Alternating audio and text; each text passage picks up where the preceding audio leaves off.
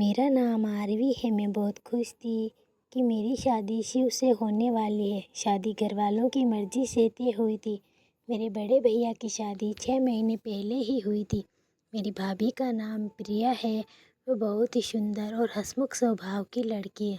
जब से घर में भाभी आई है तब से घर में बहुत ही खुशनुमा माहौल है। मेरी भाभी से बहुत ही ज़्यादा बनती है। मेरी भाभी को बहुत ही ज़्यादा बातें करना और हंसना पसंद है। लेकिन एक बात के कारण मुझे नहीं पता था कि इतना कुछ बदल जाएगा। एक दिन की बात है, शिव हमारे घर आए। मैं, मेरी भाभी और शिव एक ही कमरे में थे। हम लोग ऐसे ही बैठे बैठे बातें कर रहे थे। मेरी भाभी जी ने भी मजाक मजाक में शिव को कह दिया कि आपने आरवी ने ऐसा क्या पसंद आ गया, अभी भी मौका है, आप बच सकते हो। मेरी माने तो आप इस पागल से शादी नहीं करें। अगर बात भाभी के मजाक की होती तो मुझे बुरा नहीं लगता, लेकिन शिव के जवाब के कारण मुझे बहुत बुरा लगा। शिव बोला, क्या करूं भाभी जी, आप जैसी सुंदर तो मुझको मिलेगी नहीं, लेकिन अब जो मिली है उसी से ही काम चला लेता हूँ। अब बात मजाक में हो रही थी, इसलिए मैंने भी वो बात मजाक में ही टाल दी। लेकिन कहीं न कहीं वो बात मेरे दिल में लग गई थी। मैं पता नहीं क्या क्या सोचने लगी अपनी भाभी के बारे में। मैं खुद की तुलना अब भाभी से करने लगी थी। मैं अब इस मौके की तलाश में रहती हमेशा ही कि मैं कैसे भाभी को नीचा दिखाऊं, कैसे लोगों की नज़रों में गिराऊं उनको, और कैसे उनको रोता हुआ देखूं। एक दिन मौका मिला मुझे और भाभी मम्मी के साथ शॉपिंग के लिए बाहर चली गई। भैया घर में अकेले ही थे।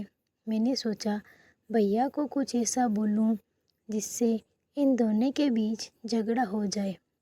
मैंने ऐसा काम किया भी, अपने दिमाग में सोचा। थोड़ी देर बाद भैया ने भाभी को फ़ोन लगाया। भैया भाभी को बोले, कब तक आओगी? भाभी ने उधर से जवाब दिया, बस थोड़ी देर में ही आ रही हूँ। भैया बोले, पहले भी मैंने फ़ोन किया था और तुम्हारा जवाब यही था, अब भी यही बोल रही हो, कब आओगी पक्का बता दो। मैंने उस बात को पकड़ लिया और भैया के फ़ोन रखने के बाद बोली, सुंदर लड़कियों का कोई भरोसा नहीं है भैया, पता नहीं हमसे क्या क्या छुपाती है। आखिर थे तो मेरे ही भाई। उन्होंने भी बात को पकड़ लिया। वो बोले, तुम्हें कुछ पता है क्या, वो किसी से बात करती है? मैंने भी लाग लपेट से कह दिया, हाँ भैया। भैया बोले, क्या पता है? इतने में ही घर में मम्मी और भाभी शॉपिंग करके आ गई और बात टल गई। मैं बच गई, नहीं तो मैं क्या बताती कि वो किससे बात करती है। लेकिन मेरी बातों का बहुत ही गहरा असर भैया पर हो गया था। अब मुझे तमाशा देखना था। भैया आते ही अपने कमरे में चले गए। 1 घंटे बाद जब भाभी अपने कमरे से बाहर निकली तो मैंने ये चीज़ नोटिस की कि उनकी आंखें रोने की वजह से बहुत ही ज़्यादा लाल और सूजी हुई है। भैया का मुंह भी उस दिन उतरा हुआ था। उस दिन के बाद भाभी ना किसी से बात करती, ना किसी से कुछ बोलती। अब तो उन्होंने हंसना खिलखिलाना भी छोड़ दिया था। वो अब मुझसे भी बात नहीं करती थी। भाभी का मुंह हमेशा ही उतरा हुआ रहता। अब शादी के दिन भी नज़दीक आ रहे थे तो भाभी ज़्यादातर जिम्मेदारियों में उलझी हुई रहती। उनका पूरा पूरा दिन काम करने में और घर की जिम्मेदारियों में ही निकल जाता। ना तो उस दिन के बाद भैया और भाभी में कभी बात होती, ना वो पुराने वाली नोक-झोंक होती। पता नहीं मैं भी इतनी कठोर और सेल्फिश कैसे हो गई कि मेरी दोस्त जैसी भाभी के आंसू भी नहीं दिखे। मुझे इस बात से खुशी होती कि भैया भाभी के बीच कुछ भी ठीक नहीं है। धीरे धीरे घर में सबको पता चल गया कि भैया और भाभी में बहुत ही बड़ा झगड़ा हो गया है। लेकिन घर के किसी भी सदस्य ने पति पत्नी के मामले में बोलना सही नहीं समझा और उनका रिश्ता दिन प्रतिदिन बिगड़ने लगा। एक दिन भैया किसी बात पर बिगड़ गए और भाभी को घर से निकाल दिया। भाभी बेचारी रोते हुए अपने मायके चले गई। घर वालों ने खूब समझाया भैया को, लेकिन उन्होंने किसी की भी नहीं सुनी। अब मुझे अपने किए का पछतावा होने लगा था, लेकिन अब मैं कुछ भी नहीं कर सकती थी। मेरी शादी को सिर्फ 10 दिन बचे थे।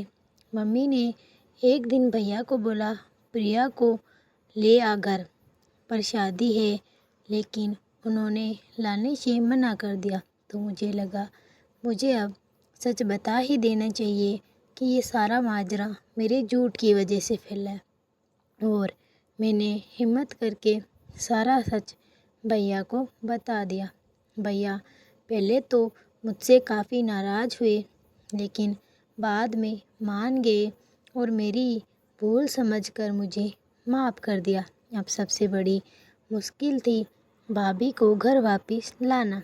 भैया के कहने पर तो भाभी नहीं आई, लेकिन मम्मी पापा ने जब बोला तो वो आ गई। मेरी शादी होगी, लेकिन भैया और भाभी के रिश्ते में जो दूरियां मेरे एक झूठ के कारण आई थी, उनको दूर होने में महीनों लग गए। उसके बाद मैंने कसम खा ली कि बिना सोचे समझे अपने गुस्से में कोई भी काम नहीं करूँगी। आप लोग मेरे चैनल को लाइक करिए, सब्सक्राइब करिए और शेयर करिए ज़्यादा से ज़्यादा।